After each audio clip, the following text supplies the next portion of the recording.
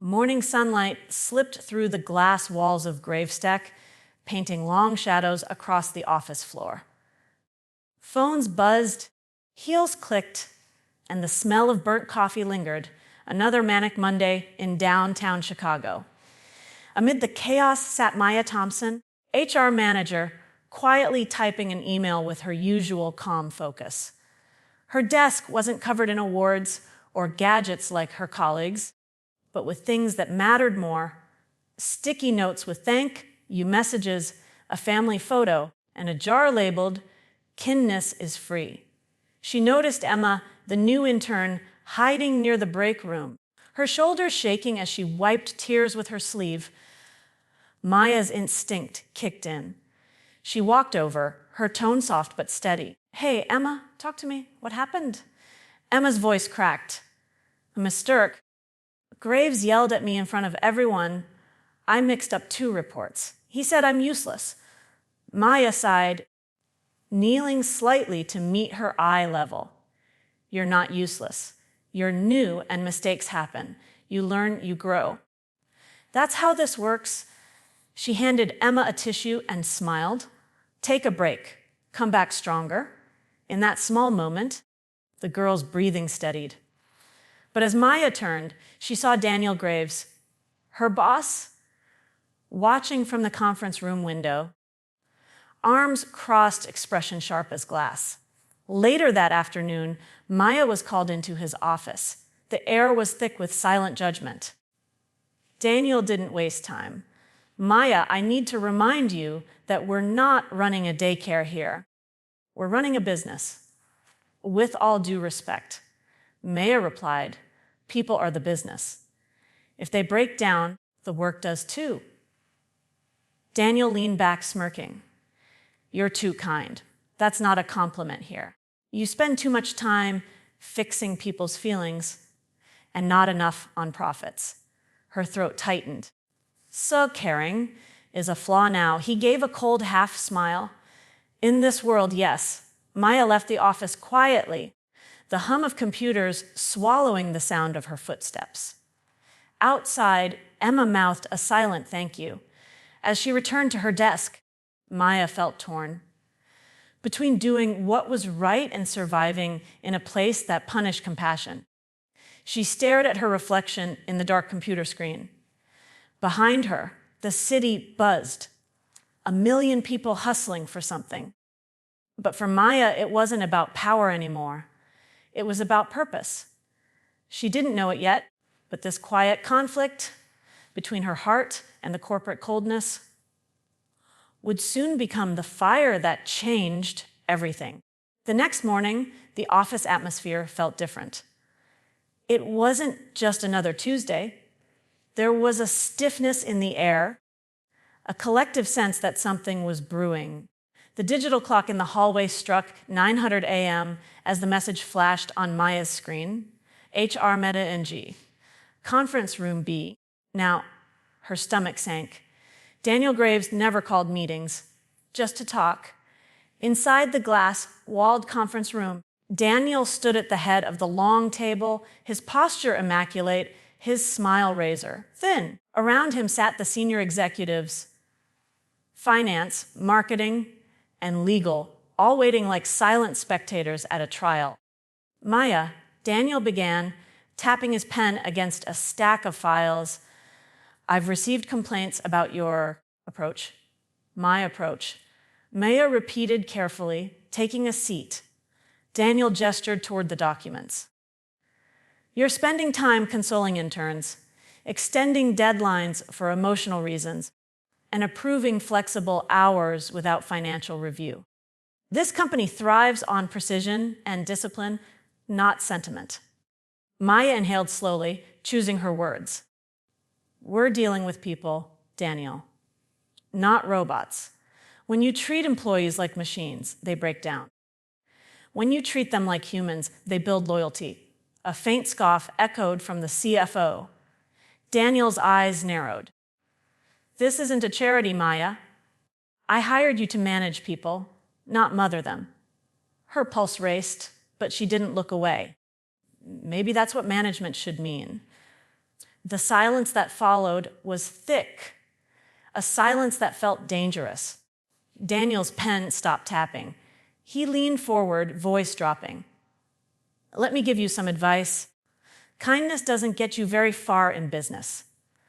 It makes you slow, soft, and replaceable. If you want to survive here, toughen up. Maya clenched her hands beneath the table, the bite of her nails grounding her anger.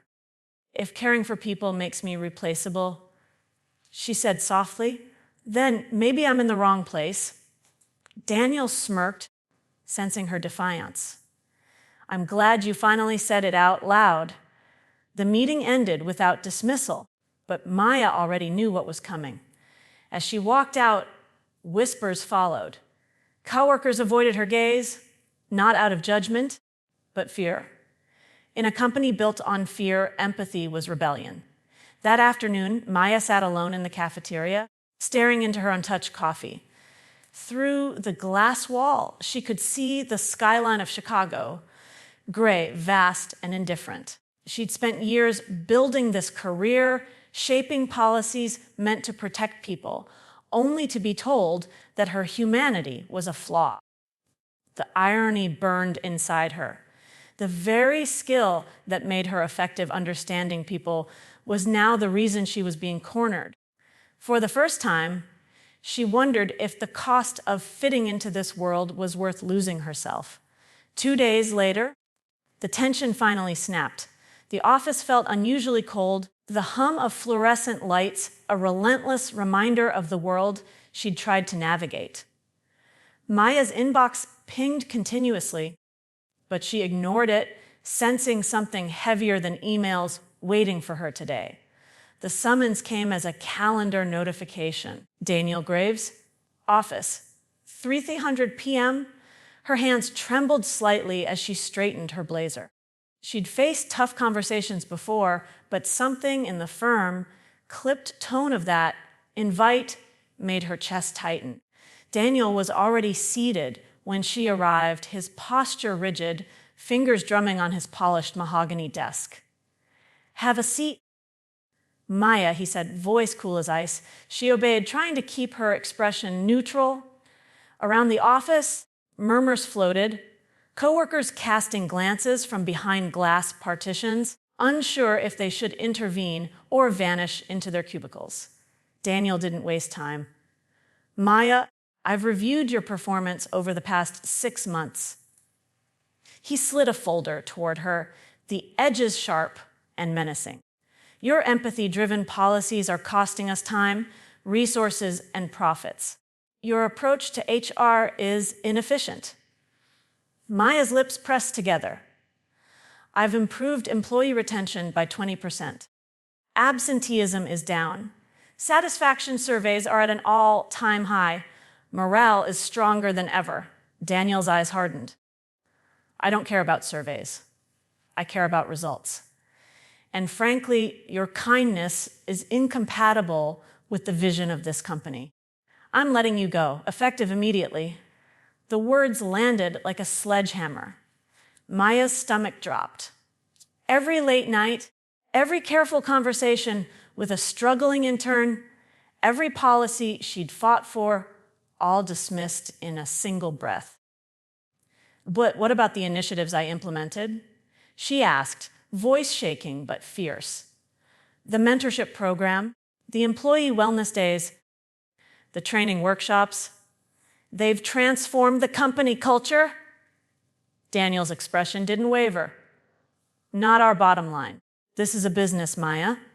Your heart is in the right place, but your priorities are misplaced. Pack your things. She stood abruptly, the office chair screeching against the floor. Her coworkers watched silently as she gathered her belongings. A framed motivational quote, a small plant, and the jar of sticky notes she'd kept meticulously filled with employee thank you messages. Each item represented years of dedication, years of believing that kindness could coexist with corporate efficiency. As she walked past her team, heads bowed respectfully, she felt something awaken inside her. Anger, determination, a quiet, simmering fire. She had been told for years that compassion made her weak. Daniel had confirmed it. The system she'd served had no room for someone who cared. Out in the parking lot, she took a deep breath, the autumn wind biting against her cheeks. The skyline shimmered against the setting sun, tall and unyielding, a reflection of the world she had just been forced to leave. Yet in that moment, a thought crystallized. Maybe leaving wasn't a defeat. Maybe it was the beginning. The very qualities Daniel called a flaw: empathy, understanding, vision, could become the foundation of something entirely her own. Maya didn't know it yet, but this termination wasn't an ending. It was a spark, a push toward a destiny she would define on her own terms. That evening, Maya sat alone in her tiny apartment, the city skyline glowing like a web of possibility beyond her window. The cramped space, barely enough for her worn desk, a futon, and a kitchen corner, suddenly felt like the most important place in her life. She placed the framed quote she'd taken from her office on the desk. Courage doesn't always roar. Sometimes courage is the quiet voice at the end of the day saying, "I will try again tomorrow." For hours, she brainstormed. Her laptop screen glowed with notes, diagrams, and scribbled charts. Names, logos, mission statements, revenue models, employee-first culture policies she had always dreamed of implementing but had been told were too soft for corporate life. She envisioned a company where compassion was not a liability but a strength, a business that thrived not despite kindness, but because of it. A place where employees could speak up, where creativity wasn't stifled by fear, and where customers felt the difference the moment they walked through the door. Her notebook filled with potential names, phrases that evoked trust, warmth, and empowerment. Lumina, Verity, Hearthstone. Finally, she paused at one word: ether, light. Energy, something intangible that lifted everyone around it. Perfect. Ether would be her brand. Maya leaned back in her chair, letting the ideas coalesce. She knew the risks. She had no investors, no fancy office, and certainly no corporate safety net. She would be alone in the trenches, making every decision herself. But for the first time in years, the fear that had paralyzed her didn't dominate. The fire of independence had replaced it.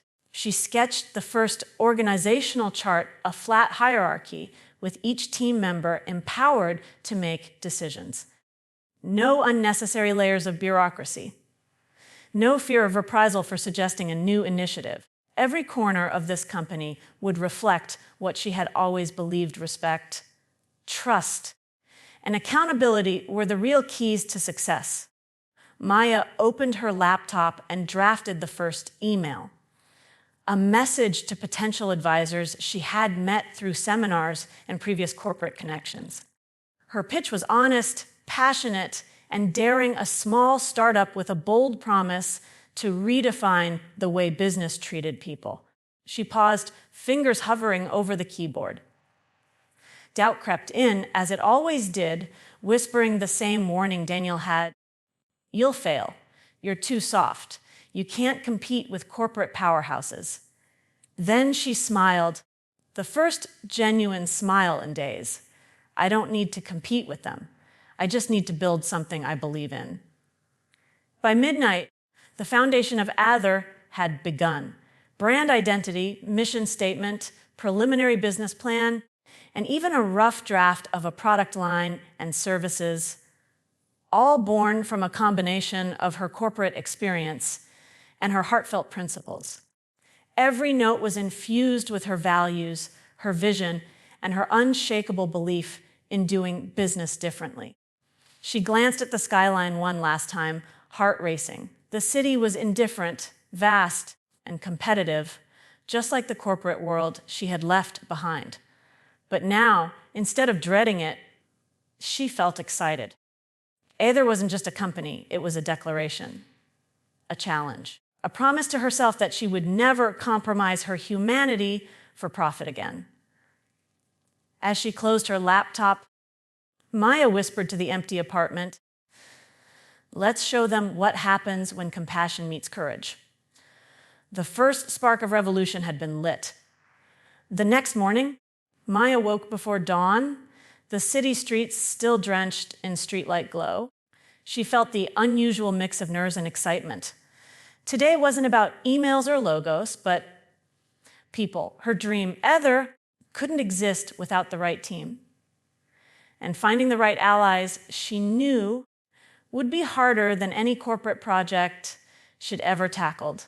She started by reaching out to former colleagues, the ones who had quietly supported her ideas or had whispered encouragement. When the corporate machinery tried to silence her, Liam, an HR specialist, had always challenged outdated policies with courage and subtle humor. Nina, a marketing whiz with a talent for storytelling, had often been marginalized for her unconventional approach. And Marcus, a junior project manager whose innovative ideas had been dismissed as too risky, had become a quiet friend and advisor. Maya drafted personal messages, heartfelt and honest rather than polished pitches. She explained her vision for Ether, emphasizing that this wasn't just another startup. It was a different way of working, a place where people could thrive rather than survive. She closed each message with a simple question: "Will you join me in building something we can be proud of?" Responses came within hours. Liam's message was the first, short but enthusiastic. "Finally, someone thinking like me. Count me in." Nina followed, her note brimming with excitement. "I've been waiting for a project that doesn't feel like a cage. I'm in." Marcus's message arrived last. "You had me at different. Let's do this." By mid-A, Maya had scheduled meetings with each potential teammate. The small cafe she rented for brainstorming buzzed with life as they arrived, coffee in hand, curious eyes reflecting their anticipation. Maya began by sharing the story that had led her here: the firing, the corporate dismissal, the vision of Ether. She spoke candidly about the principles that would guide the company: empathy, transparency, and collaboration. There was a moment of silence after she finished, then Liam leaned forward. "Maya, this is what we've been missing," he said. "A workplace that trusts its people rather than micromanaging them. I want to help build that." Nina smiled, scribbling notes furiously. "I can already see campaigns, community engagement, storytelling strategies that matter. This will resonate with people on a human level." Marcus nodded in agreement. "And I can structure projects that maximize creativity instead of stifling it. Finally, we'll work for the right reasons." By the end of the day, Maya had not just a team, but a coalition, individuals who believed in her vision and shared her commitment to reshaping corporate culture. Together, they sketched the initial blueprint for other roles, responsibilities, short-term goals, and long-term ambitions. Each voice added nuance. Each idea strengthened the foundation. As the team dispersed, Maya stayed behind, gazing at the empty cafe that had transformed into the birthplace of her dream.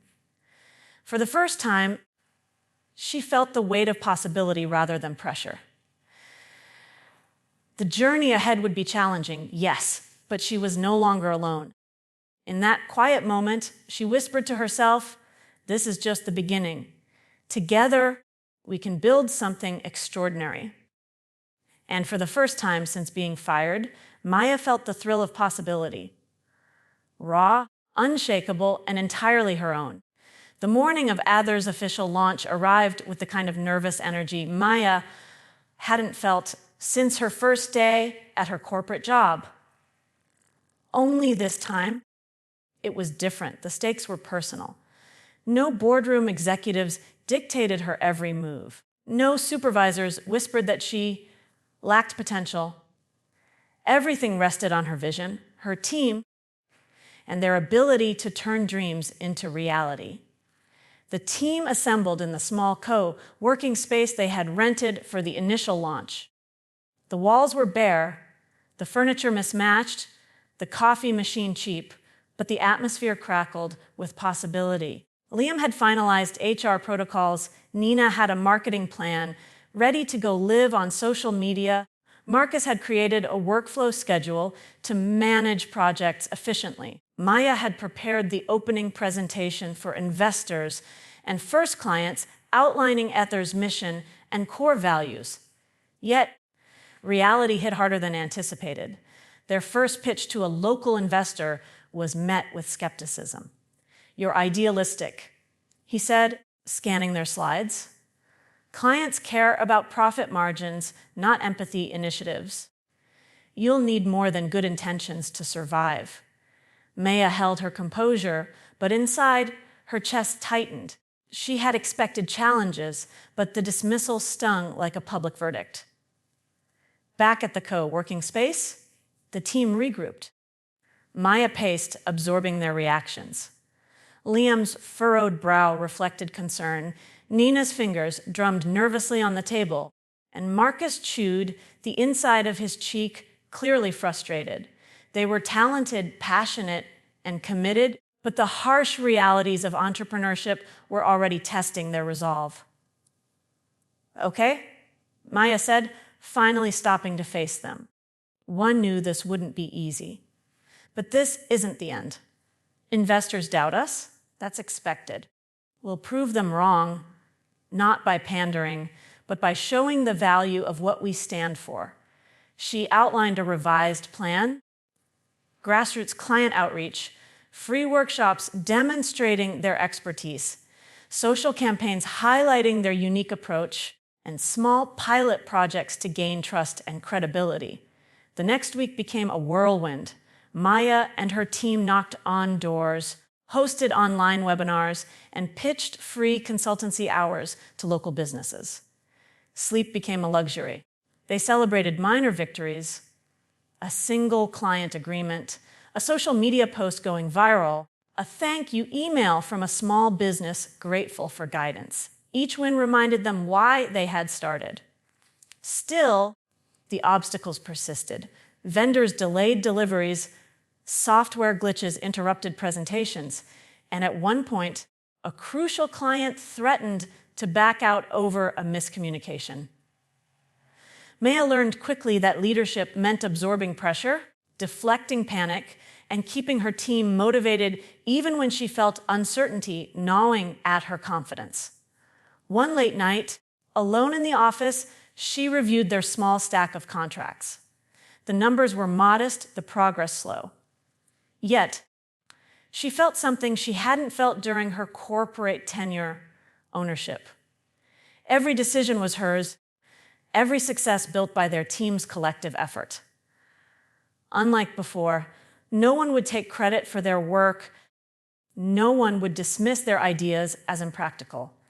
By the end of the first month, Ather had landed 3 paying clients and 2 pilot projects, enough to cover their minimal operating expenses. It wasn't a windfall, but it was a foundation. The team celebrated quietly, exhausted but exhilarated, knowing that survival in the startup world wasn't about instant glory, but persistence, creativity, and resilience. Maya stood by the window, looking out at the city lights. The road ahead was long, uncertain, and filled with obstacles. Yet for the first time in her life, she felt equipped to navigate it on her own terms. Ather wasn't just a company. It was proof that courage, vision, an unwavering belief in her values could carve a path through even the toughest terrain. This was only the beginning. 3 months into Ather's launch, the energy that had fueled Maya and her team began to face a harsh test. The initial excitement of small wins was giving way to the realities of sustaining a growing business. Contracts were delayed, cash flow tightened, and the team, though passionate, started showing cracks under pressure. Maya knew the moment had arrived when leadership was no longer about inspiration alone. It was about action, problem solving, and sometimes making hard decisions. It started with the tech platform they relied on for client management. A critical software update malfunctioned, erasing project timelines and client communications. Overnight, 3 potential contracts hung in the balance. Panic rippled through the office. Marcus's jaw tightened as he scanned the error logs. "This is bad," he muttered. Nina's usually calm voice cracked. "Clients are expecting updates tomorrow morning. If we fail, they might walk." Maya took a deep breath. The temptation to panic was strong, but she reminded herself setbacks weren't the end, they were tests. "We handle this as a team," she said, her voice firm. "Everyone, laptops open, we rebuild. We contact clients. We communicate transparency. We don't hide from this, we solve it." The team worked through the night. Marcus reconstructed timelines from backup emails. Nina drafted urgent client updates, emphasizing accountability, and Liam reassured the staff and scheduled additional support resources. Maya coordinated, delegating where necessary, but also pitching in to handle calls herself. By dawn, the first round of emails had gone out. The responses were tense but understanding. Clients appreciated the transparency, and one even offered additional projects in exchange for the quick recovery. Then came the financial hurdle. An unexpected supplier fee increased by 30% threatened their slim margins. The vendor refused to negotiate. The team huddled around the conference table, crunching numbers. "If we take this hit, we might not have enough to pay rent next month," Liam said, grim. Maya felt the weight in her chest, but refused to let it freeze her. "We find a workaround. Crowdfunding, small bridge loans, whatever it takes. We do not let this stop us." The next week became a flurry of creative problem solving. They reached out to local business networks, renegotiated some terms with alternative suppliers, and launched a social media campaign highlighting Ether's mission. Their transparency and dedication resonated with the community, earning unexpected support from loyal followers and local small business advocates. By the end of the month, Ether not only survived the setbacks, but emerged stronger. Systems were upgraded to prevent software failures. The financial plan now included emergency reserves, and the team had learned a critical lesson. Resilience was built not in comfort, but in adversity. That night, Maya sat alone at the office window, city lights reflecting in her eyes. The chaos of the past few weeks weighed heavily, but beneath it lay a quiet satisfaction. Ether wasn't just a dream, it was real. And now they had proven something deeper than initial success. They could endure, adapt, and rise from the unexpected storms that every startup inevitably faces. Maya leaned back, letting the relief wash over her. Challenges weren't signals to quit. They were proof that she and her team were building something meaningful. The first major crisis had been survived, and that, she knew, was only the beginning. 6 months after the chaotic early days, the energy in Ether's office felt different, lighter yet charged with anticipation. The team had survived setbacks that would have broken many startups, and their reputation was beginning to ripple beyond their small circle of initial clients. Maya felt a mix of relief and exhilaration as she checked her inbox emails from new potential clients, invitations to speak at local business forums, and glowing testimonials from the companies they had supported. The breakthrough came unexpectedly. One of Ether's small pilot projects, a creative campaign for a community bookstore, had gone viral online. Photos, videos, and posts highlighting Ether's work spread across LinkedIn and Instagram, catching the attention of larger organizations and media outlets. Within days, Inquiries poured in from businesses seeking Maya's expertise, impressed not only by the results, but by Ather's unique approach, blending practical business strategies with a human-centered touch that was rare in corporate consulting. At the office, the team buzzed with excitement. Nina, already managing communications, tracked every mention and post, showing Maya the scale of the sudden exposure. Marcus ran numbers on potential new contracts, projecting growth that once felt unimaginable. Liam organized a schedule to ensure the team could handle increased demand without burnout. Maya, standing in the middle of it all, felt a quiet pride. They hadn't just survived, they had built a foundation robust enough to attract attention organically, without gimmicks or shortcuts. The next major milestone came with recognition from a respected local business awards committee. Ather was shortlisted for Innovative Small Business of the Year. The ceremony was a blur of lights, applause, and networking.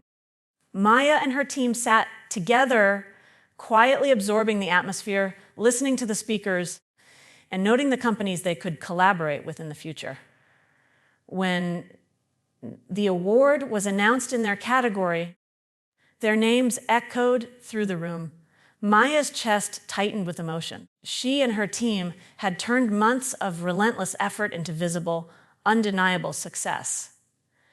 Returning to the office afterward, Maya walked through the workspace, pausing to watch her team celebrate quietly. Marcus leaned back in his chair, smiling at a congratulatory email. Nina clutched her phone, beaming at a supportive LinkedIn post. Liam quietly nodded at Maya, a subtle acknowledgement that they had endured together. This wasn't just recognition for her, it was validation of every late night, every difficult conversation, and every moment of doubt they had faced as a team. Maya's reflection deepened beyond the external validation. She realized that the true breakthrough wasn't only awards or viral posts. It was the confidence she and her team had built in their own abilities. Clients were now coming to them because of trust, not persuasion. Ather had grown from a fledgling venture into a respected entity, not because of luck, but because they had chosen persistence, creativity, and integrity over the easy route. That evening, Maya stepped to the window, gazing at the skyline with a calm smile. The city below represented not just opportunity, but the path they had navigated to get there. Recognition was sweet, yes, but the real victory lay in knowing they had built something meaningful, resilient, and lasting. Ather had arrived, and with it, a profound understanding success wasn't a single moment of glory. It was the cumulative reward of courage, collaboration, and unyielding belief in their vision. Maya knew this was only the beginning, but for the first time, she felt truly unstoppable. If you like the story, share, and subscribe.